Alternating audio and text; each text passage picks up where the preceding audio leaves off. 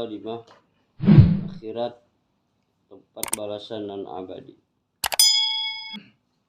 Innama ja'ala darul akhirati mahallan li jazai ibadatil mu'minina li'annaha hadhihi dari la tasi'a ma yuridu ayyuktihim wa li'annahu ajala aqdarihim ayyujajihim fi darin la biqa'a laha. Sesungguhnya Allah menjadikan negeri akhirat itu sebagai tempat balasan bagi hambanya yang beriman. Sebab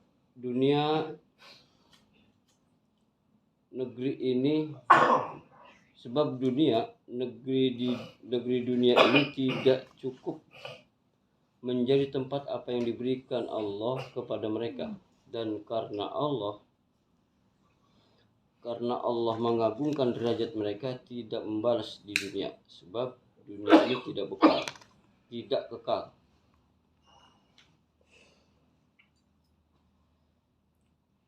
Dunia dan kita sebagai manusia ditentukan dengan ajal. Ajal bagi kita sebagai manusia adalah maut, dan ajal bagi dunia adalah kiamat. Kita sebagai umat manusia yang terdahulu hidup sehingga melebihi 1000 tahun. Umat Nabi Muhammad hidup sekitar 60 tahun saja. Apabila maut datang, berakhirlah kehidupan kita di dunia. Apa saja yang kita milikinya berpisah dari kita.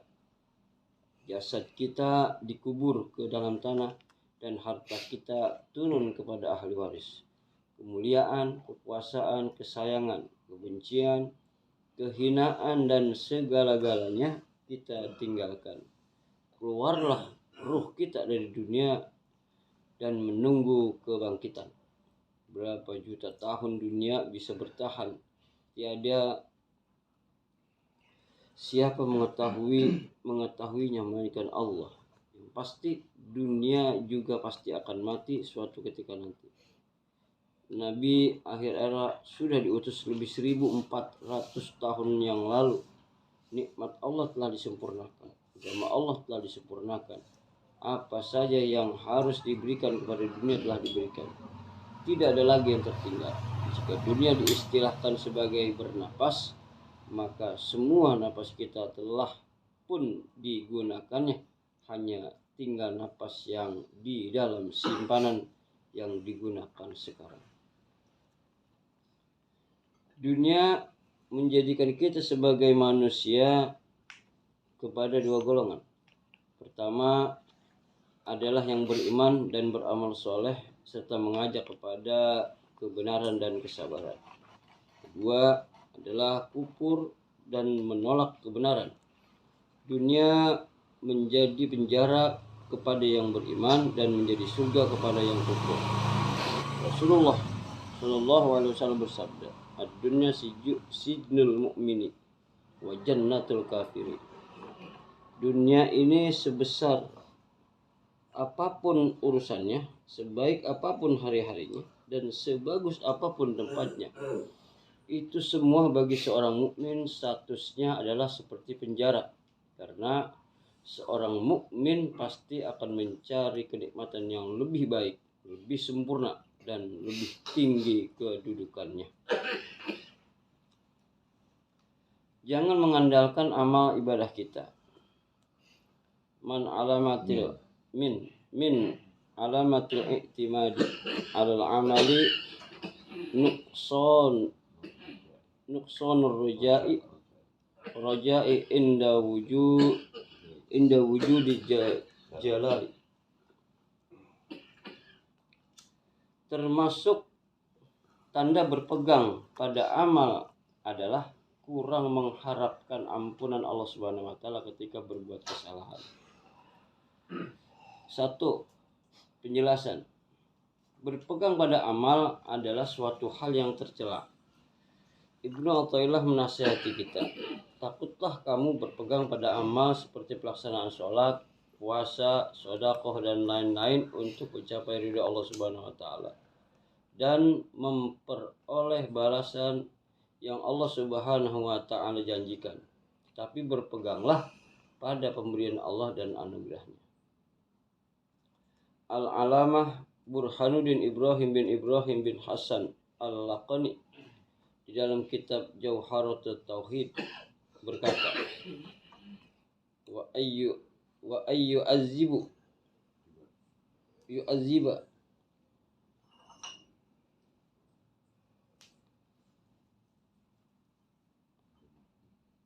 fa bi mahdul adlu ya adli fa iya fa in yasbana fa bi muhdil fadli. Apabila Allah memberi pahala kepada kita, maka itu adalah murni dari anugerahnya. Apabila Allah memberi pahala kepada kita, maka itu adalah murni dari anugerahnya. Dan bila Allah menyiksa kita, maka itu adalah murni keadilannya. Ini merupakan satu konsep akidah yang harus dimiliki oleh kita setiap muslim. Bagaimana akidah ulama-ulama salaf? Terkadang ada orang yang berkata, secara lahir pahala yang berhak dimiliki kita seseorang adalah karena amal soleh yang kita lakukan. Namun, ketika kita mau berpikir dan merenung tentang hubungan antara kita seorang hamba dan Tuhan kita, maka kita akan mengerti bahwa apa yang diucapkan oleh kita tersebut adalah salah. Kesalahan tersebut muncul ketika kita mengatakan bahwa surga bisa kita peroleh dengan amal ibadah. Maka maknanya Allah telah menentukan harga surga bukan dengan dinar atau dirham, melainkan dengan taat beribadah dan menjauhi larangan-larangannya. Dan konsekuensinya ketika kita telah menyerahkan ibadah sebagai harga, maka kita telah memiliki surga dan berhak mengeluarkan penjualnya, yaitu Allah, seperti halnya hubungan antara penjual dan pembeli. Tentunya ini adalah kesalahan yang sangat fatal sekali. Ingatlah, ketika Allah Subhanahu wa taala memerintah kita untuk beribadah dan melarang dari maksiat serta memberi taufik dan hidayah kepada kita sehingga kita bisa beribadah. Siapakah zat yang telah memberi kita kekuatan untuk melaksanakan sholat dan puasa? Siapakah zat yang telah memberikan kelapangan dada kita untuk beriman? Jawabannya tidak lain adalah hanya Allah Subhanahu wa taala semata. 2. Dalil. Firman Allah Subhanahu wa taala dalam Al-Qur'an surah Al-Hujurat ayat 17. Yamunnuna 'alaika an aslamu qul la tamunnu 'alayya islamakum balillahu yamunnu 'alaikum an hadakum lil imani in kuntum shadiqin. Mereka merasa telah memberi nikmat kepadamu dengan keislaman mereka. Katakanlah, janganlah kamu merasa telah memberi nikmat kepadaku dengan keislamanmu.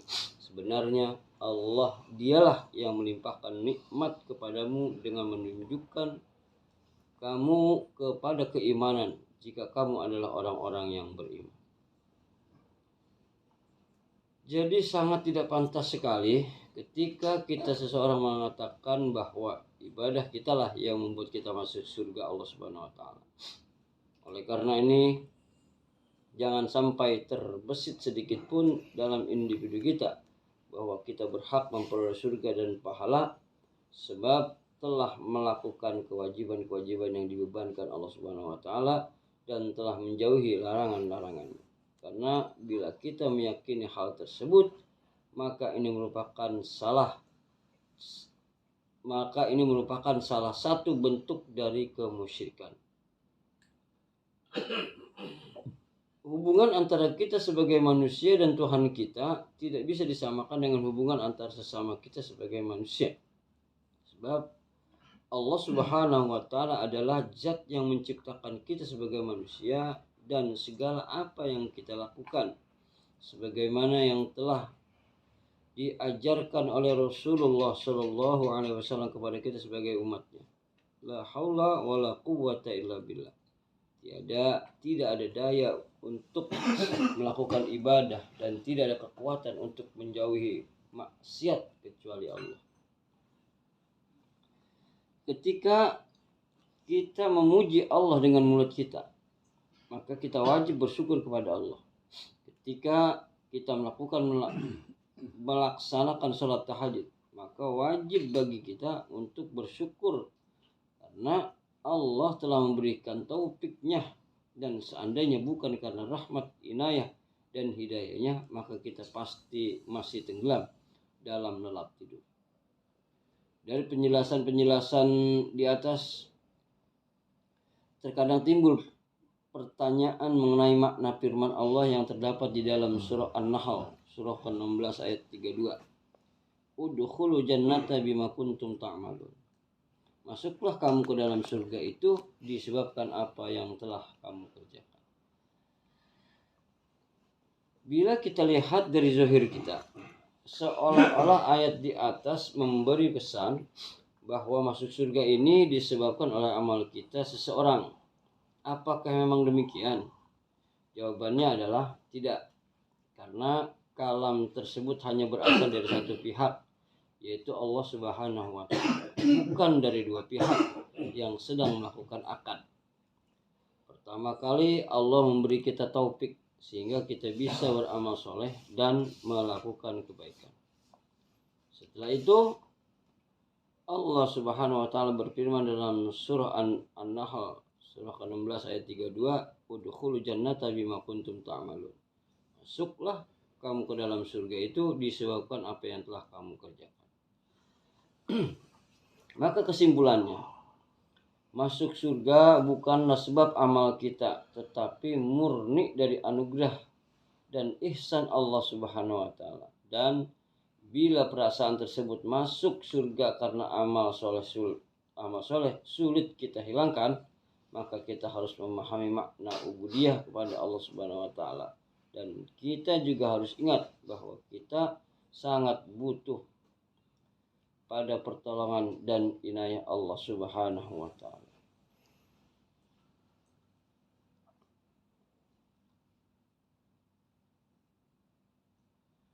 B. Hadis yang diriwayatkan oleh Bukhari radhiyallahu anhu, la yadkhulu ahadukumul jannata amaluhu qalu wala anta ya Rasulullah qala wala ana illa ayyataqammadani Allahu birahmati. Artinya, tidak ada salah satu di antara kalian yang amalnya bisa memasukkan ke surga. Para sahabat bertanya, engkau juga tidak ya Rasulullah? Rasulullah Shallallahu alaihi wasallam menjawab, aku juga tidak. Hanya saja Allah meliputi rahmatnya kepadaku. Jadi amal ibadah bukanlah harta yang bisa untuk membeli surga. Oleh karena ini, yang kita tuntut dari seseorang diberi hidayah Allah Subhanahu wa taala ketika kita mampu melakukan ibadah adalah merasa bahwa kita bisa mendapatkan ridha Allah Subhanahu wa taala karena anugerah dan rahmatnya, bukan karena amal ibadah yang kita lakukan. 3. Aplikasi. Kita akan mencoba mengaplikasikan penjelasan di atas pada sebuah perumpamaan sebagai berikut. Ada seorang ayah yang ingin melatih amal kebaikan kepada anaknya. Sang ayah pun berkata kepada anaknya, bila kamu bersedekah kepada orang miskin, maka aku akan memberimu hadiah. Setelah itu sang ayah meletakkan sejumlah uang di dalam saku sang anak tanpa sepengetahuannya. Lalu sang anak merenungkan perkataan ayahnya. Kemudian sang anak bersedekah dengan uang tersebut kepada orang miskin. Sehingga sang ayah gembira melihat hal tersebut karena sang anak bisa melakukan kebaikan. Lalu dia pun memberi hadiah kepada anaknya. Dari perumpamaan tersebut tidak bisa kita ragukan lagi bahwa uang yang digunakan sedekah adalah milik sang ayah. Sedangkan pemberian hadiah kepada sang anak walaupun secara zahir dinamakan imbalan atau jasa, namun pada hakikatnya pemberian hadiah tersebut karena sang ayah sayang dan mendorongnya untuk melakukan amal soleh. Dihistoriskan bahwa ada sebagian ulama ketika tidur bermimpi bertemu dengan salah satu waliullah yang sudah wafat. Di dalam mimpinya dia bertanya kepada wali tersebut, "Apa yang Allah lakukan kepadamu?" Wali tadi menjawab, "Aku dihadapkan kepada Allah Subhanahu wa taala dan Allah bertanya kepadaku, 'Dengan apa engkau datang ke sini?' Lalu aku menjawab, 'Ya Rabbi, saya adalah seorang hamba sahaya atau budak. Sedangkan hamba itu tidak memiliki apa-apa yang bisa diberikan. Aku datang kepadamu dengan penuh harapan mendapat ampunan dan rahmat-Mu.'" Jawaban yang disampaikan wali tersebut merupakan salah satu bentuk ubudiyah yang bisa kita paham dari hadis Abi Hurairah radhiyallahu anhu. "La yadkhula ahadukum jannata amaluhu qalu wala anta ya Rasulullah. Qalu wala ana illa ayyataghammadani yallahu birahmati." Artinya tidak ada salah satu di antara kalian yang amalnya bisa memasukkannya ke surga. Para sahabat bertanya, "Engkau juga tidak ya Rasulullah?" Rasulullah Shallallahu Alaihi Wasallam menjawab, "Aku juga tidak. Hanya saja Allah meliputi rahmatnya kepadaku." Ibarat yang digunakan Rasulullah di dalam hadis di atas adalah amaluhu dan tidak menggunakan kata bi amalihi. Karena seandainya Rasulullah menggunakan kalimat bi amalihi, maka akan bertentangan dengan ayat udkhulul jannata bima kuntum ta'malun. Hadis tersebut juga mengandung makna bahwa berpegang pada amal tanpa mengharapkan ampunan dan rahmat dari Allah Subhanahu wa taala bisa menyebabkan kerugian dan tidak akan mencapai impian-impian yang dicita-citakan. Hal ini disebabkan Allah telah menjadikan amal yang sangat rendah dan kurang sebagai jalan untuk memperoleh ampunan dan rahmat-Nya. Seperti dalam ayat udkhulul jannata bima kuntum ta'malun. Lihatlah ketika ada orang bersedekah kepada fakir miskin, maka kamu akan mengetahui betapa berat rahmat Allah kepada hambanya. Karena pada hakikatnya harta yang dia sedekahkan adalah milik Allah Subhanahu wa taala. Dalam surah An-Nur ayat 33 dijelaskan,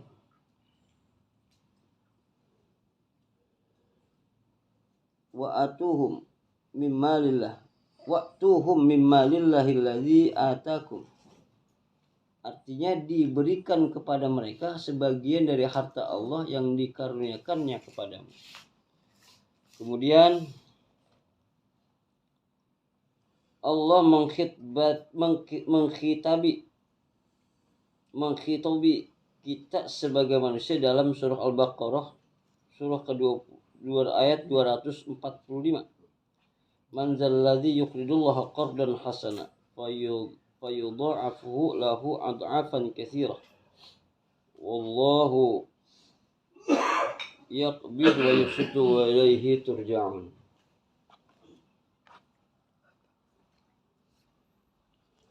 Artinya siapakah yang mau memberi pinjaman yang baik atau menafkahkan hartanya di jalan Allah, maka Allah akan melipat gandakan pembayaran kepadanya dengan lipat ganda yang banyak.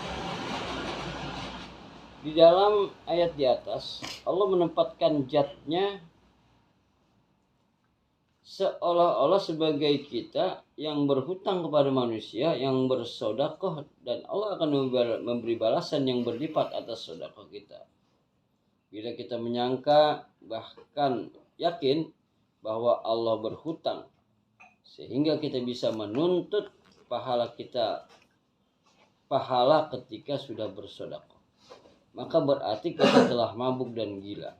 Karena kita lupa bahwa apa yang kita miliki pada hakikatnya adalah milik Allah Subhanahu wa taala. Terkadang timbul pertanyaan, apakah ada pertentangan antara Allah memasukkan kita sebagai manusia dengan rahmat-Nya dan Allah memerintah kita sebagai manusia untuk beribadah? Jawabannya adalah tidak. Ibadah merupakan hak Allah yang wajib dilakukan kita sebagai manusia sebagai pembuktian bahwa kita adalah hamba Allah. Sedangkan surga adalah karunia Allah sebagai bukti sifat-sifat rahmat-Nya.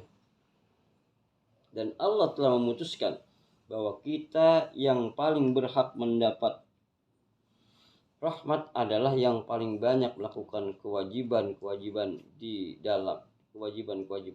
dalam surah Al-A'raf ayat 156 dijelaskan, wa rahmati wasi'at kulla syai'in fasa'aktubuha lilladzina yattaquna wa yu'tuna zakata walladzina hum biayatina yu'minun.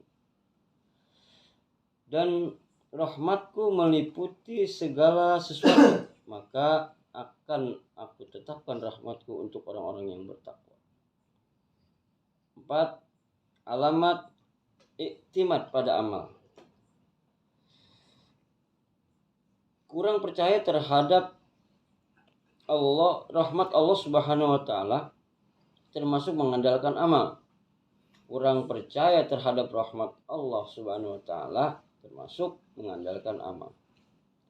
Adapun cara menghilangkannya adalah dengan tidak mengandalkan pada suatu amal dan selalu mengharap rahmat dan ampunan Allah Subhanahu wa taala serta takut akan siksa dan azabnya ketika melakukan kesalahan. Sehingga ketika seseorang merasa tidak memiliki kekuatan untuk melakukan ibadah dan kewajiban yang sangat banyak, maka akan timbul dua perasaan, yaitu perasaan mengharap ampunan dan rahmat Allah Subhanahu wa taala dan perasaan malu dan takut di sisi Allah Subhanahu wa taala. Terkadang setan akan menghasut kita sebagai manusia bahwa ibadah dan takut itu tidak berperan dalam memperoleh rahmat Allah, sehingga tidak ada perbedaan antara melakukan ibadah dan meninggalkannya atau melakukan maksiat. Hasusan ini tidak boleh dituruti karena dalam ayat wa rahmati wasi'at kulla syai'in fasa'aktubuha lilladzina yattaquna wa yu'tuna zakata walladzina hum biayatina yu'minun. Ternyata Allah menggunakan kalimat lilladzina yattaquna bagi orang-orang yang bertakwa dan tidak menggunakan kalimat linnasi semua manusia. Ayat ini juga mengandung dua hal yang saling talazum atau bergantung dan mengisi, yaitu satu, seseorang harus berjalan di jalan yang benar dengan melakukan perintah-perintah Allah Subhanahu wa taala dan menjauhi larangan. Seseorang harus mengerti bahwa surga dan pahala ini kita peroleh dengan rahmat dan ampunan Allah, bukan dengan amal ibadah. Dua hal ini juga terkandung di dalam surah Thaha ayat 82. Wa inni laghaffarul liman taba wa amana wa amila salihah summah tada. Dan sesungguhnya aku maha pengampun bagi orang yang bertobat, beramal soleh, kemudian tetap di jalan yang benar. Dari ayat di atas bisa kita pahami bahwa iman dan amal soleh adalah hal yang wajib, sedangkan pahala ini diperoleh dari ampunan dan rahmat Allah Subhanahu wa taala. Maka dalam individu kita timbul sebuah pertanyaan, Allah telah menakut-nakuti kita yang berdosa dan berbuat maksiat dengan siksanya. Lalu bagaimana mungkin kita yang berbuat dosa tidak berkurang harapan kita terhadap ampunan dan rahmat Allah? Padahal Allah juga mensyaratkan iman dan takwa untuk memperoleh rahmatnya. Seperti pada surah Al-A'raf ayat 156. aktubuha lilladzina yattaqun. Maka akan aku tetapkan rahmatku bagi orang-orang yang bertakwa. Jawabannya adalah kita yang berbuat maksiat harus bertobat. Karena kita tidak mungkin bisa menghadap Allah dengan mengharapkan rahmatnya kecuali dengan bertobat dan menyesali dosa-dosa kita. Bila kita mau bertobat dengan sungguh-sungguh, maka harapan terhadap rahmat Allah akan selalu bertambah dan Allah pasti akan menerima taubatnya. Allah Subhanahu wa taala berfirman di dalam surah At-Taubah ayat 104, Alam ya'lamu annallaha huwa yaqbalu taubata an ibadihi wa ya'khudhus shadaqati wa annallaha huwat tawwabur rahim. Tidaklah mereka mengetahui bahwa Allah menerima taubat dari hamba-hambanya dan menerima zakat, dan bahwasannya Allah Maha menerima taubat lagi Maha penyayang. Demikian pula di dalam hadis qudsi diterangkan, Allahumma gfirli dzunubi, faqala Allah tabaraka wa ta'ala,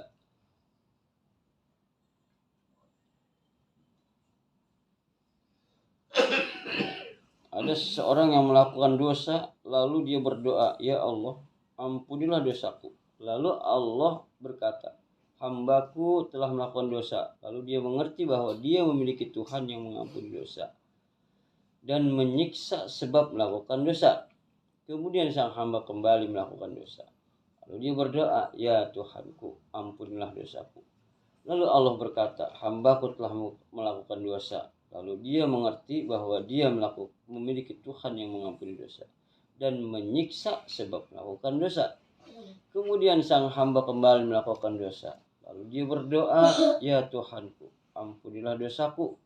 Lalu Allah berkata, hambaku telah melakukan dosa. Lalu dia mengerti bahwa dia memiliki Tuhan yang mengampuni dosa dan menyiksa sebab melakukan dosa. Sungguh aku telah mengampuni hambaku, maka hendaknya dia berbuat apa yang dia mau. Semua penjelasan di atas juga bisa kita paham balik atau mafhum mukhalafah, bahwa kita yang bertambah harapan kita terhadap rahmat Allah Subhanahu wa taala ketika melakukan amal soleh, maka kita termasuk orang yang mengandalkan amal kita. Hal tersebut bisa divisualisasikan dengan keadaan kita seseorang yang sudah tua, yang selalu melakukan ibadah dan memperbanyaknya sampai-sampai kita merasa bahwa dengan ibadah yang banyak kita akan memperoleh pahala yang banyak dan pasti termasuk penghuni surga. Tapi cara menjauhinya adalah dengan mengetahui bahwa hak-hak Allah Subhanahu wa taala yang wajib dilakukan kita sebagai hambanya tidak bisa dipenuhi dengan banyak atau sedikitnya taat. Sedangkan seandainya hak tersebut bisa kita penuhi dengan taat, maka kita yang paling utama melakukan hal tersebut adalah para nabi dan rasul. Tetapi tidak ada satupun nabi dan rasul yang menghubungkan harapan rahmat Allah dan ampunannya dengan taat dan ibadah mereka. Namun mereka selalu mengharapkan ampunan Allah Subhanahu wa taala. Sampelnya adalah Nabi Ibrahim. Beliau merasa di bawah derajat orang-orang yang soleh dan selalu meminta kepada Allah agar dipertemukan dengan orang-orang yang soleh. Dalam Al-Quran surah ayat 83 dijelaskan, Rabbi habli hukman wal hikmi bis sholihin. Ibrahim berdoa, ya Tuhanku, berikanlah kepadaku hikmah dan masukkanlah aku ke dalam golongan orang-orang yang soleh. Dan beliau selalu mengharapkan ampunan dari Allah Subhanahu wa taala seperti yang diterangkan di dalam surah Ibrahim ayat 41. Rabbana gfirli wa liwalidayya wa lil mu'minina yauma yaqumul hisab. Ya Tuhan kami, ampunilah aku dan kedua ibu bapakku dan sekalian orang-orang mukmin pada terjadinya hisab atau hari kiamat. Demikian pula Nabi Yusuf, beliau merasa jauh untuk sampai pada derajat solihin dan beliau selalu meminta Allah agar dipertemukan dengan orang-orang soleh. Rabbi qad ataitani minal mulki wa 'allamtani min ta'wilil ahadits fatiras samawati wal ard anta waliyyi fid dunya wal akhirati tawaffani muslima wa alhiqni bis salihin. Ya Tuhanku, sungguhnya Engkau telah menganugerahkan kepadaku sebagian kerajaan dan telah mengerjakan kepadaku sebagian tabir mimpi.